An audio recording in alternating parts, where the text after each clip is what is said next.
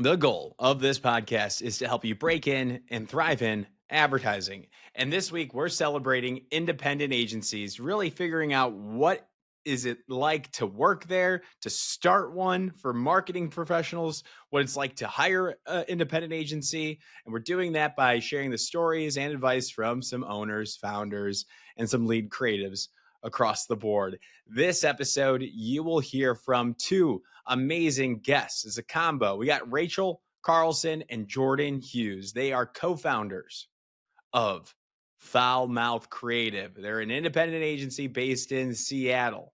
And Foul Mouth Creative is a woman-owned independent agency that prioritizes cultural pattern recognition, bold creativity, and client relationships built on trust and authenticity.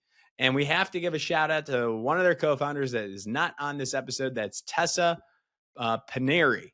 She is the creative director for art and design. Rachel Carlson, who's on the show today, is the creative director that leads copy. And Jourdan is the managing director and strategist over there. So what else do we talk about? We're going to figure out what separates them from other agencies, other independent agencies, large holding company agencies, how they reject traditional pitches, prioritize intuition over data first strategy with some data in there as well. But they're working with passionate, risk-taking brands rather than chasing large holding company clients. Think about it. If your name's Foul Mouth Creative, they're going to be loud, brash, and that's a filter for brands to know we're working with Foul Mouth. We're going to get something pretty unusual and interesting. So if you want to listen to this episode and you do, and you get through it, you'll learn why trusting your gut, embracing risk, and choosing the right partners can be game changers in building or starting your career. You're going to want to listen to this. Take your time with it. Come back to it. Listen to it a couple times. If you like what you hear, reach out to them. Check out their website, which is foulmouthcreative.com, and you can learn more. And go ahead while you're on the Googles to go ahead and give us 5 stars on Apple Podcasts, on Spotify.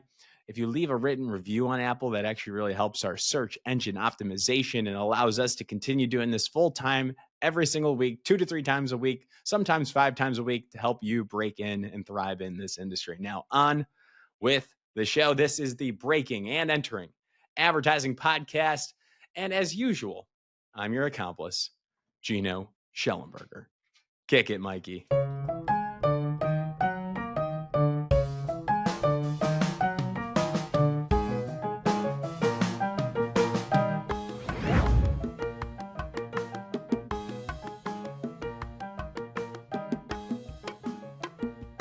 Indie Week on the Breaking and Entering Advertising Podcast is presented by Blood, Sweat, and Tears, the growth consultancy that's as invested in your agency's success as you are. So you built something great. You poured your blood, sweat, and tears into your agency. But if growth has stalled, if the industry feels like it's moving faster than you can adapt, it's time for a growth partner who's ready to go all in with you. Blood, Sweat, and Tears helps independent agencies stabilize, sustain, scale, or even sell with radical honesty, a custom strategy, and a team that actually has skin in the game. Co-founded by agency growth vets Nora Denuzzo and Eric Brown, they know what it takes to break through. If you're feeling stuck, frustrated, or ready to level it up, visit www.bloodsweatandtears.co. Now on with the show. All right. Jourdan Huys and Rachel Carlson, welcome to the Breaking and Entering Advertising Podcast, our independent series here. How are you both doing today? Starting with Rachel. Great. Yeah, always a good time. And what day is it? Wednesday mornings? Yeah. Solid mornings. Yeah. Bright-eyed. The sun is out in Seattle for the first time in over a week, so we're thriving. Both in Seattle, correct? Yes. We are. Yeah. One on one side of Seattle and one on the other side of Seattle. But weirdly, it's about 45 minutes to get to each other's houses. So we don't. Yes. Oh, that's a trek. That's a trek. Best restaurant in Seattle for dinner. My answer is a a Louisiana food truck that I frequent that makes the most elite po' boys. So Nice. good. Do you have a name for that, or is it just Yeah, you're it's called gatekeeping it? it's no God, no, it's called Where Ya At, Matt. It's legit. Okay, Yeah. noted. I'm a creature of culinary habit. So, walkable from my house is a place called Harry's Beach House. And oh my God, it's like our favorite place. And they also just got this sick new chef who's just crushing it. We've been going there for years and it's, I don't know, the best it's ever been. I get really excited about Harry's. I love it. Full Love it. support. Go All Harry's. right. All right. Maybe we'll get an ad. We'll get an ad read on that. Some There we sponsors. go. Love it. So purpose of today, we're going to talk about you both. We're going to talk about foul mouth creative. We're going to talk about being independent today. How is that a superpower? Advice for aspiring advertisers, why marketers should look at independent agencies. How does that menu sound to you all? Lovely. Let's do Wonderful. it. Okay. Peace. Cool. Before we do that, we got to do a little bit of rapid fire. I'm going to ask you both quick questions here. Rachel will lead things off, and then we'll get to Jourdan. That's because Rachel joined the call first, ladies and And gentlemen. I mean, alphabetically, Carlson is before Hughes. So Right, right. Okay. Favorite late night host? That's bold, assuming that I'm up late enough Same. to watch these things because I have two small boys. So, you know Okay. what? So I'm gonna go with the like longtime classic of Mhm. Conan O'Brien. I mean, the dude, you can't touch him. Yep. He's everything. He's absolutely everything from the Simpsons side on up through his weird Mhm. ass like everyone's trying to cancel his shows left, right, and center, and he just thrives. Right. We love a Jourdan, Conan. Jourdan, how about you? I'm a morning person, but if I watched late night, it would be Jon Stewart. Love it. Hands down. Yeah, Okay. yeah. If you weren't in advertising, what job would you be in? Rachel first. Honestly, this is pretty much the only skill set I have. So my job would most likely be, spiraling into the abyss, I Mhm. guess.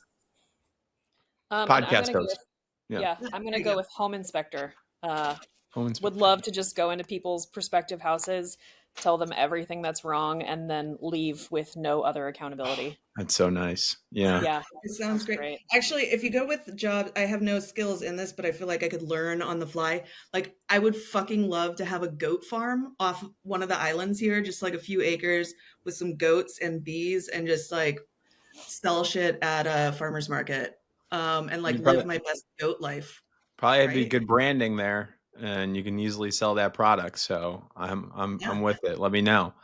And yeah, then will do. last question: impactful campaign in your life, maybe when you were breaking into this business that inspired you, or an ad, anything that comes top of mind. We'll start with Jourdan this time. One of my all-time favorite commercials, I think it's from the early aughts. It's a Volkswagen Cabriolet commercial where some high school kids are driving around at night and just like enjoying each other's company, set to Nick Drake's Pink Moon. And it is just so like beautiful and nostalgic and like tactile. It's also the best song ever. So such a Yeah, good ad. that was the golden era of Volkswagen emotive spots, Yeah, man. so There's a beautiful. couple of those that are up there on my list for sure. Um, I love it. Also, their music selections on that, man, It was just elite. elite. Yeah. Love Jinx. it. Love it. Rachel, how about you? All right, so this one's a little bit more of a throwback on it.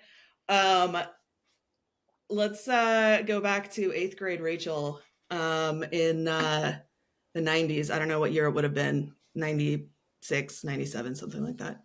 And there was this commercial that came in. I think it was a Sprite commercial, and but the whole thing was spoofing. What was that one? Sunny Delight. There we go. I don't even know if they make that anymore. But so it had this mom and the kids in the kitchen, and she's like, "Okay, kids, who wants some, orange fizzy for breakfast?" And the kids are like, "Yay, me, me, me!" And there on the label was like that cartoon sun, very similar to the Sunny Delight thing. And the cartoon sun jumps off of the label and it's like, yay. And the mom and kids react to it how like normal humans would, and they just like run in terror, shrieking, screaming, whatever. And then it cuts to like whatever Sprite obey your thirst situation. Okay. For whatever this was, my best friend and I, this was like peak comedy for 12-year-olds. I mean, like it couldn't get better. And like we just kept laughing about it in class one day. We were in social studies, and we were being super obnoxious about it and like just replaying it, and just the way that, I don't know, only a 12-year-old girl can do. And our teacher was like, girls, out of the class, go to the vice principal's office. And I was like a pretty, good student, right? Like I had never been sent to a principal's office before. So this was a significant moment. But walking that long corridor at Mann Middle School in Lakewood, Washington, from social studies down to the principal's office, I had this sudden realization that like, oh my God, somebody has the job to come up with that. And like it just hit me like a ton of bricks. And I grew up like military child, right? So none of this was anywhere in my world. I had no idea what careers were aside from what you'd read in like a veterinarian or doctor, and accountant, that kind of stuff. And I knew at that moment, I was like, that's what I want to do. That's the only thing I want to do. I have no idea what it meant, any capacity, but I'm like, somebody wrote that, and that's hilarious and entertaining. And weirdly, like I just knew from that point. And so I think that has to be my favorite commercial. Weirdly, and this is why the universe is fucking insane. So I went to portfolio school at Creative Circus, and then got hired at Crispin Porter Bogusky as an intern out of that in 2010, I think. The ECD who hired me, like a year later, we'd been working together forever, or what felt like forever at Crispin. It was late at night. We're working on something, and my partner and I were just like, oh, let's go through Jason's portfolio, see what he's done. We're scrolling through, and like one of the very last spots on his reel was that commercial.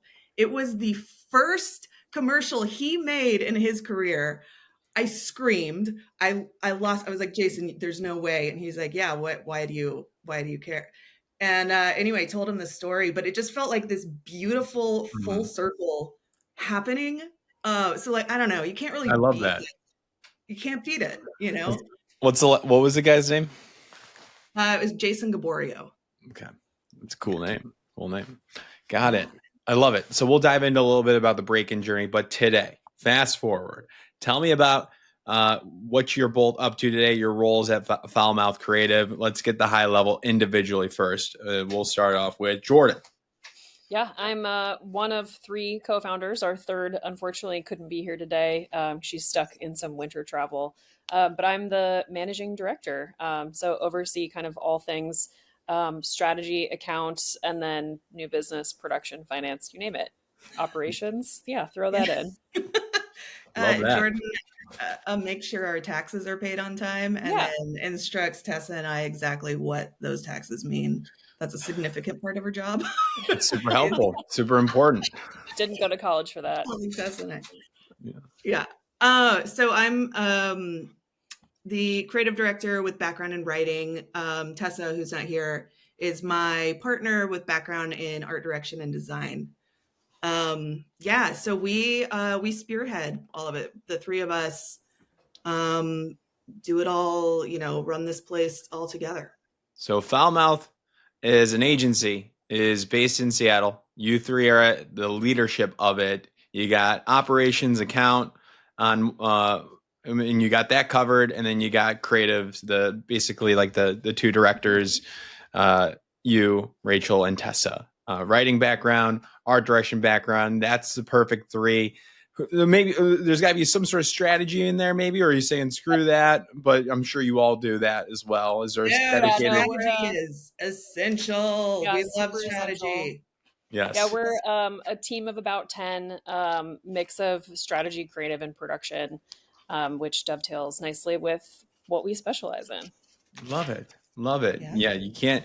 I mean, if I always said if I were to create an agency, it'd be like I would call it no research and or like no strategy and just like go off just intuition, and it would Gut probably not feeling. work. Yeah, I don't want to say gut. That's not the right word I don't for know. it. I mean, honestly, that's a significant part of it. That leads us to the strategy. We don't do data first, we do Mhm. data after the fact Mhm. because, I mean, in this world, you have your intuition and that's it. Like there's no hard science behind this stuff.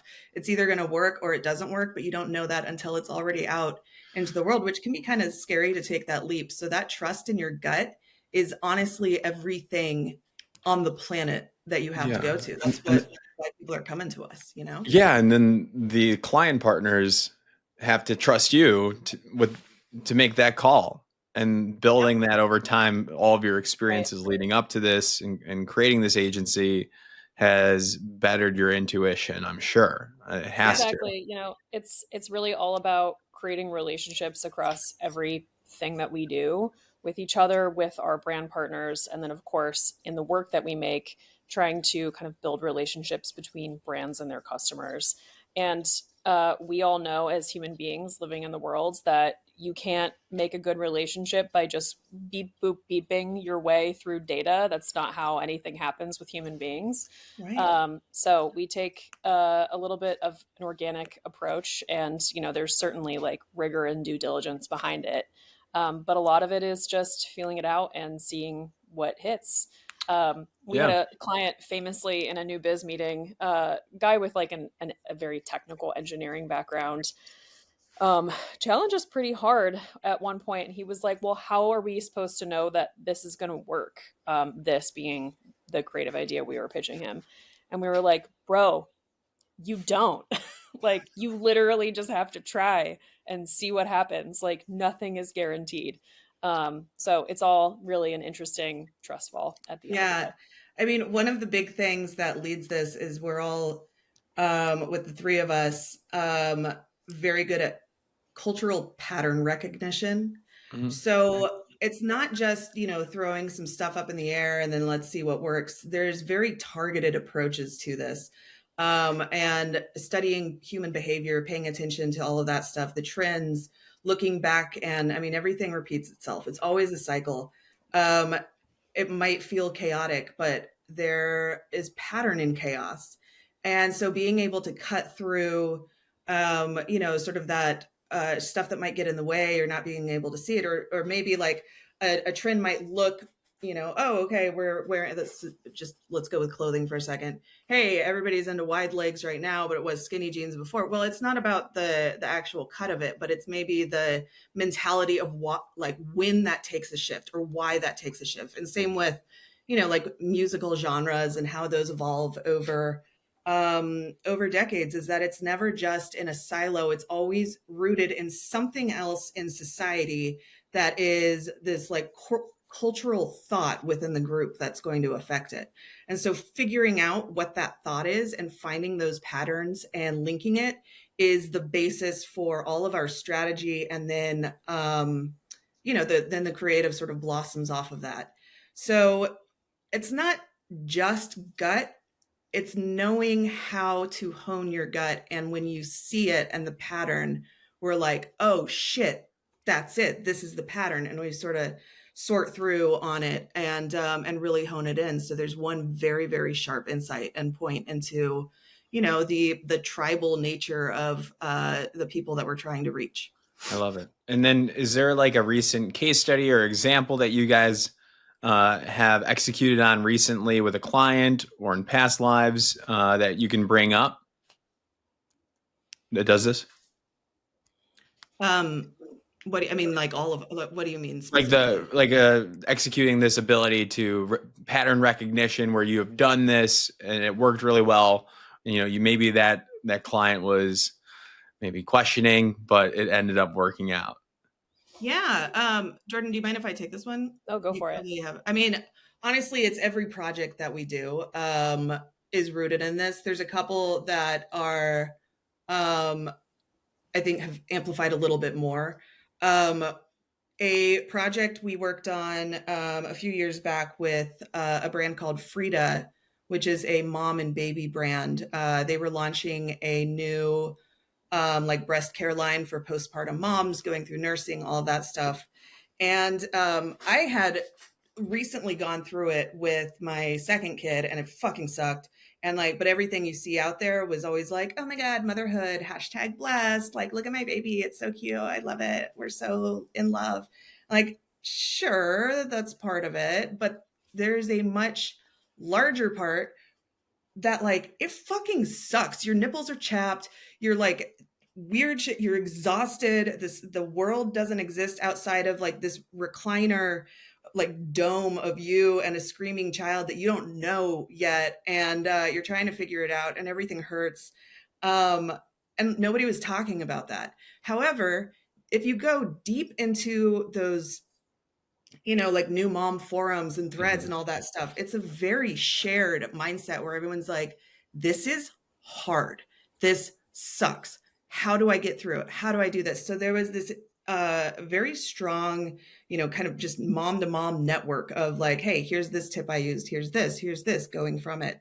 So when we were launching this campaign, we were like, this cannot be a baby first, super squishy, lovey campaign. We need to show what it's actually like. And we shot the spot, and it was written basically like pages of my journals during this thing, and it was very real. And we were like, we're going to show all of it. So we had in the spot, like actual new moms and their breasts. We had somebody squirt some milk out of mirror, which was an incredible shot. And it ran exactly one time on TV. And it was during the Golden Globes. And it was the first time a lactating nipple, or any nipple, honestly, had been shown on network TV. Because it struck that chord, and finding that pattern and that feeling that everybody had been, kind of masking and hiding up, it blew up overnight. It was covered by, I don't know, like the New York Times had some headlines on it. I mean, it was spoofed on Saturday Night Live. It really infiltrated culture. And there were a lot of articles that were like, hey, anybody who depicts that fresh postpartum experience as hashtag blessed, like you've missed the mark now. Like this is now moving forward, and this is the conversation. Incredible. And it was all rooted in the patterns and sorting through. That's always a fun one to talk about because everybody loves boobs. And Jourdan, did you have to like talk with the client in this situation and like assure them, or is that the full team? How do you have those conversations? Do they buy into it right away? Like, yes, or were there some restraints on their end? Our client at Frida is, a mother herself, and very fortunately for us, I think, a truth teller and a risk taker by nature. So it was not a tough sell with her. Great. I think she was all on board with really showing the realities of motherhood, and aligning Frida with kind of that human truth that nobody was talking about. Incredible. I mean, the hardest sell on it was figuring out how to air an unedited version of it, because it went against all sorts of, FCC guidelines and rules and all of that. And honestly, there was a small, actually, it seems small, incredibly significant piece of luck that we got was that the head of standards at NBC had just returned from maternity leave. And so we showed her this spot, and she was like, holy shit, my viewers need to see this. So she went to battle the FCC to get it approved for us. And they literally changed a law in order to get, or a rule. I don't know if it was a straight up regulation law, whatever it is. Yeah. Yeah, exactly. Whatever the hell the FCC does. To get this on air. And I don't think it would have hit if she hadn't been in that position of power and saw it. But it spoke to her because it was true. It was a true insight. She went through it, and a lot of new moms probably go through this. I'm not an expert, but they resonate with it. So it struck a chord, and that's why she fought for it, which is incredible. Exactly. Yeah, it was it you know, once the momentum got going, it was just like hell yeah. And that's the power of finding those, authentic moments that people otherwise have sort of like uncomfortably stepped around, because it sounds bad as a new mom to be like, I'm not sure I love this baby. Like, I don't know what's happening. I can't figure out, Yeah. what time of day it is or whatever. Like, nobody says that. That sounds awful, but it's such a shared experience of having, that these like weird thoughts and trying to figure out all of that stuff. And so, this one was of course rooted in that experience, but any brand we work with, there's something there, Mm-hmm. something similar to it. It might not be as insanely provocative as something like that, but there's always going to be something to uncover, and it's all rooted in patterns. And that's why I like to ask that question to understand how your agency thinks and like the type of work that you're willing to put out into the world and fight for. And in this case, it seems like your clients recognize that they're coming to you knowing that there's going to be some strong, brave, creative work coming out of an agency called Foul Mouth Creative, right? That Exactly. branding itself kind of It's speaks. a filter. Yeah. It's a filter, and it's a magnet for some, and it might it might deter. But Totally. so No, tell me on more purpose. about that brand and that vision that you all sought to create at the impetus of this. Oh man. So the three of us are women. And in the vast sea of however many thousands of agencies exist out there, fewer than 1% have women ownership, much less 100% women ownership. So, we've all spent, each of us have spent anywhere, 15 to 20 years individually, like within this industry, and have been in that boys club, especially in, 10 years ago was pretty brutal. We're getting better, but anyway, that's a dovetail. And we came across just all of these hardships that we had faced as women in the industry, or like weird little digs or weird things. And like I had been told previous to this, I was partner at a production ad agency hybrid. And I had been told by one of my other partners to not swear in meetings because it was like, we don't want to make them uncomfortable. That's not true to us, So when the three of us got together and we were like, all right, it's time for us to start our own agency. It was Jourdan, like we had this list just going on a Google Doc or a text thread, and like all through the night we're throwing it in. I don't know, had hundreds of names, and then Jourdan just goes like, what about foul mouth? We were like, boom, that's exactly it. Because we want it to be that barrier. We didn't start this just to do work for anything and recreate the wheel of the big holding company agencies that we had all spent our careers in.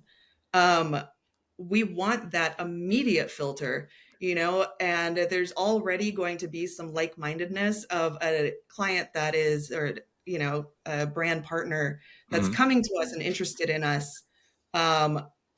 We know that they're probably down to take a risk, and it's been, the name itself has been probably our strongest like cold entry to people, and having people like, yeah, okay, let's have a conversation.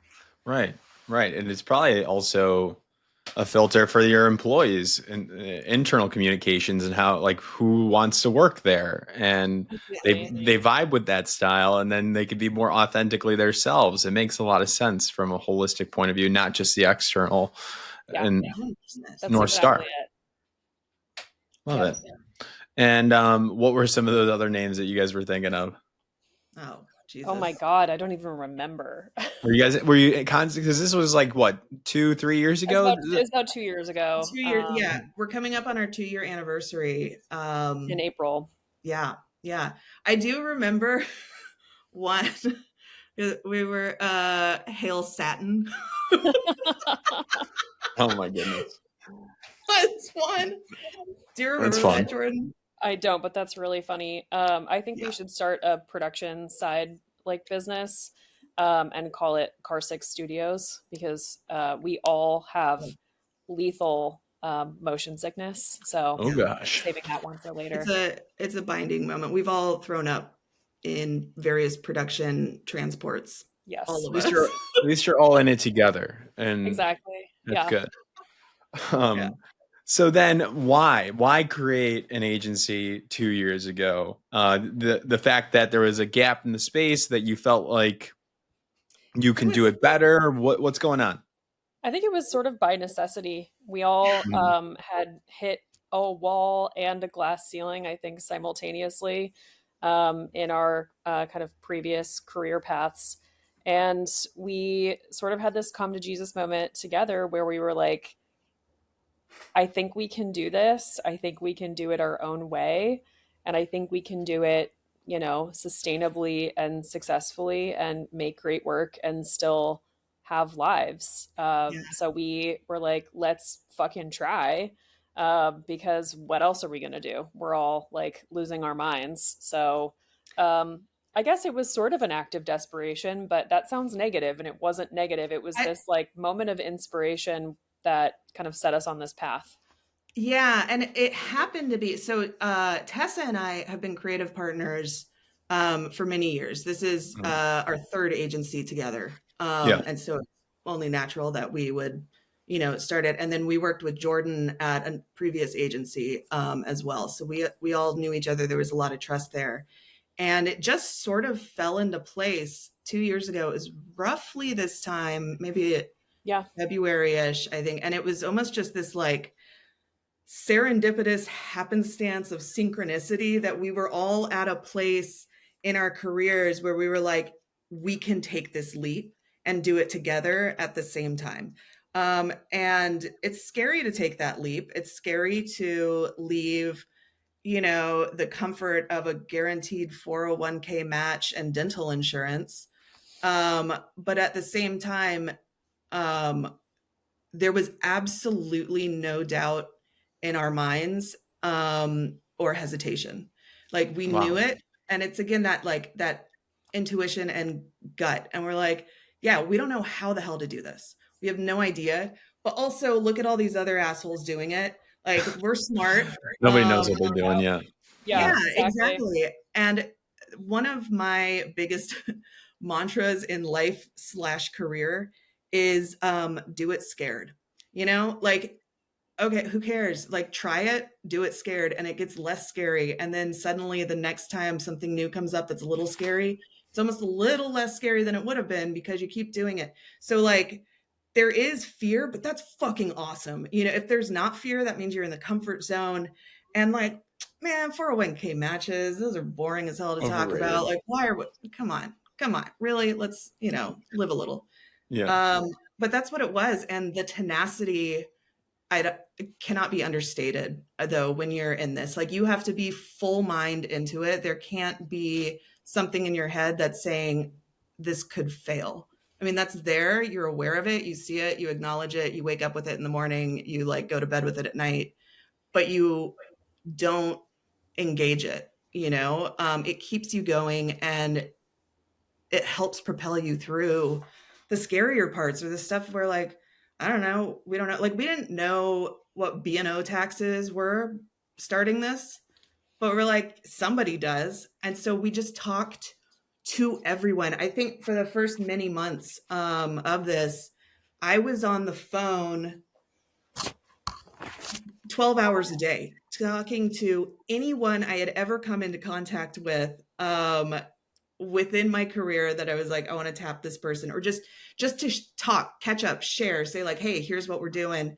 Do you have anything? And then that would lead to like, hey, let me intro you to this person or intro you to this, or previous clients or any of that. Like, hey, let me just pick your brain, CMO.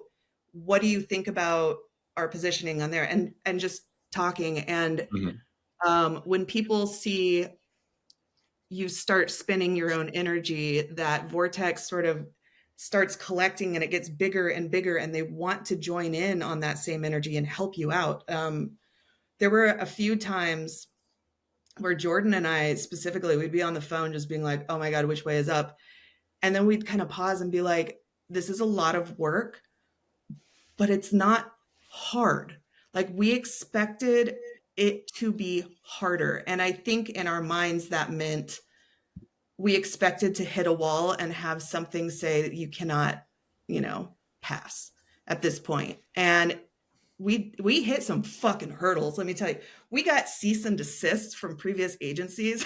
We Good. like, oh man, we had some time. We had and I'm well past the statute of non-solicit domains on this point, but there was a very good client of mine who, when I left the previous agency, she was like, dude, no, I want to work with you. And I was like, can't. We have like a whatever contract. And she's like, you signed the contract. I did not sign the contract. So they worked with their legal team to figure out how we could then work together to really help start up and get Foulmouth going. And, Incredible. there's still clients to this day. It's amazing, but I don't know, do stuff, make people take notice and just do it scared, I love it. I love it. I want to ask then for Jourdan then, I guess, like, what has the growth been since that started around 2 years ago? Where are you at right? Where are you at right now? Like, what can you say as growth wise? I'll leave that to you. Yeah, I mean, we started as 3 people and have, tripled ourselves in size in 2 years. We've doubled our business year over year. I think we have signed at this point, and these are not all active clients because we mostly take on project work. But we've signed probably 15 brands at this Nice. point. Incredible. A lot of them have been referrals. A lot of them have been repeat clients, from past lives, to Rachel's point. So it's felt good. It's felt pretty organic. And word of mouth really is everything. Totally. Yeah. Foulmouth. Yeah. And then Word of mouth. I want to ask 2 questions, both in the same vein here, and I think you've already summarized the power of being independent, like the fact that there are no ceilings, the fact that you can create your own brand, you can select the clients that you want to work with, you can select the people that you want to work with internally. All that makes so much sense. But let's boil it down to these 2 questions, and you guys can both answer, or one of you can answer. I'll leave it up to you. But the first question is for our core demographic. Why we built this podcast is to help the next generation break in. So why should somebody breaking into this business, or maybe they're entry level, why should they go the independent agency route as the first couple years in? Yeah, I mean, I'll start here. I started my career in advertising in a super small agency in Chicago. Doesn't even exist anymore. But it was, another, depending on the year, a 10 to 20 person shop. And independent, you just have the opportunity to wear every hat and learn everything about the business. And every day is different. I think as I've dabbled in, medium and larger agencies, I have found that my role has gotten more and more narrow in scope, which is fucking boring. I think, smaller independent shops just give you more diversity, more freedom, more opportunity to just like flex and grow and learn and try and fail and learn again. So I think that's just a huge piece of it for any young person starting And then out. What about the creative front? What was that? What about the creative front? Like, what are the benefits? Okay. Yeah. Well, there's a mindset on I think when people are starting out an independent agency, I definitely had it. It was seeing like, oh, our competition is the big guys. It's the holding companies. It couldn't be farther from the truth. We are almost completely different industries at this point because I know. So my career was always spent in big holding companies, from Crispin to Deutsch, onward, yada yada yada, like big guys. And there's a threshold of projects they can take on, like from a dollar amount, right? So if you have a if you're a brand and you're going to one of the big guys and you're like, hey, we have a budget of $300,000, you're going to get laughed out of the room. Like they can't sustain it. Like a big holding company agency literally cannot sustain putting that sort of team and power and all of that stuff on something, where the margins just don't even exist.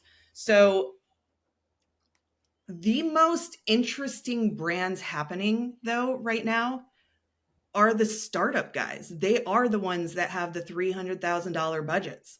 And they're the passion projects of people. They're the ones where the founders are, hitting you up. You're on the call with them. You hear their story, you hear their passion, that they have that same drive of like, I know failure's there, but like, fuck it, let's do this. And our mantra at Foulmouth, everything that we do, we make people give a shit. And so we find the brands that give a shit. It's not about this cyclical, every 18 months a CMO changeover happens at Coca-Cola or Unilever, whatever that is, which is 18 months is the average tenure for a CMO. They're not going to want, now this isn't 100% of the time, but like by and large, they don't want to take those risks because they want to get their stuff in, they want to get that stock up, make the shareholders happy, and then go forth and onward to whatever else. But when you have nothing to lose, when the option is my emergent lotion brand or whatever is either going to make it or it's not going to make it, so I'm just going to go for it. Those are the people that we want to talk to because that's the heart and the passion of it. And there's this like-minded set with it. So anyway, that's where the indie agencies fucking crush it. And it's not in competition with the big guys, we don't need to.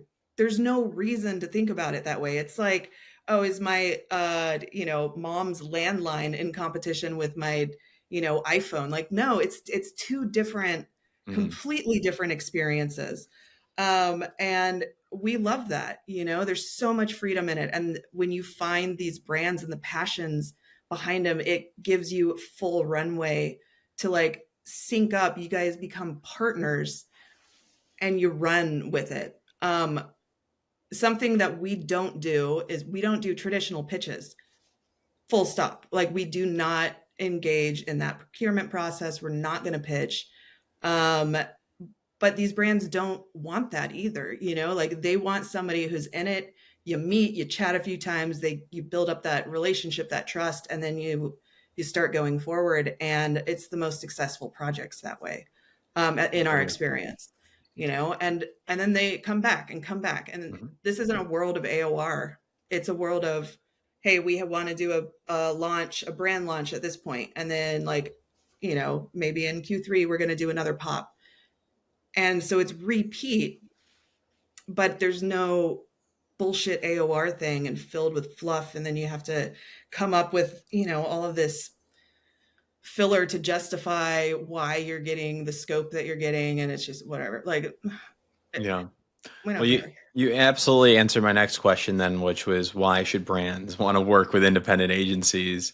I think you nailed it there. But Jourdan, is there anything you want to add to that second question? Yeah, I think it's about, especially with us, like who you're getting access to. We are all super seasoned professionals in our new biz process. You meet with us, and then when you sign us, you work with us. You're not getting some like British new biz guy who then passes you off to whatever team is available that may or may not have been curated for your business. So I think that's a huge part of it. And, to Rachel's point, we're not beholden to the margin targets of holdcos. We can be nimble and scrappy with our fees and with production hard costs to, take on those projects that are really interesting creative opportunities, but maybe they don't have the biggest budget. So I think that's increasingly super relevant for brands out there today. Yeah. We also work with established like older brands as well, who are looking for that like hit of relevance, right?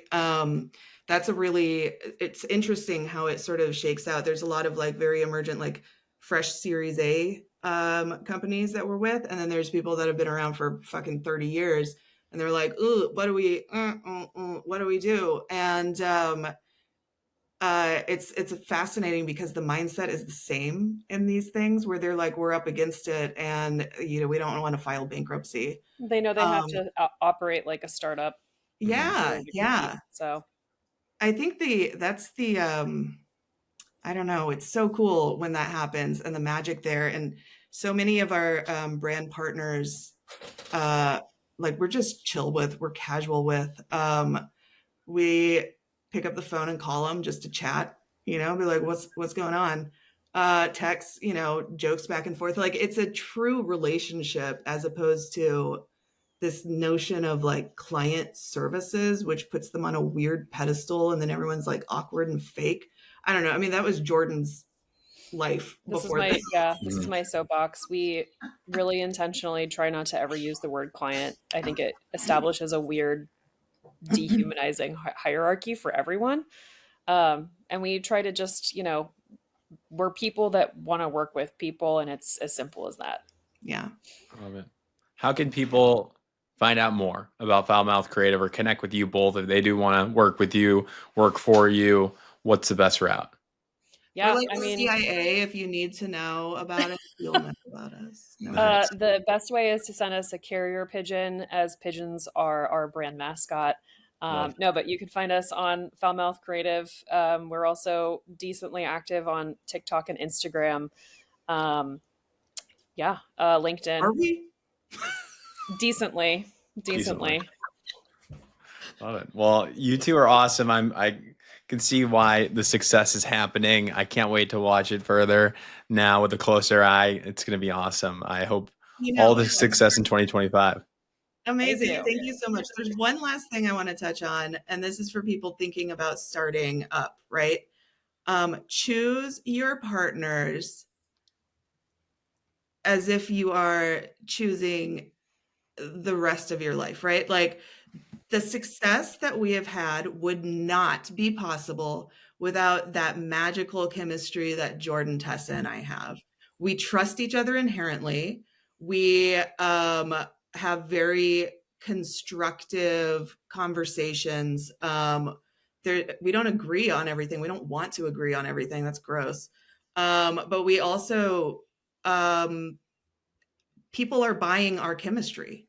You know what I mean? Like when they come in and are talking to us, you have to be able to be real and feel that realness. And like we have so much fun together, but we also challenge each other, and we're not dicks. All of that stuff.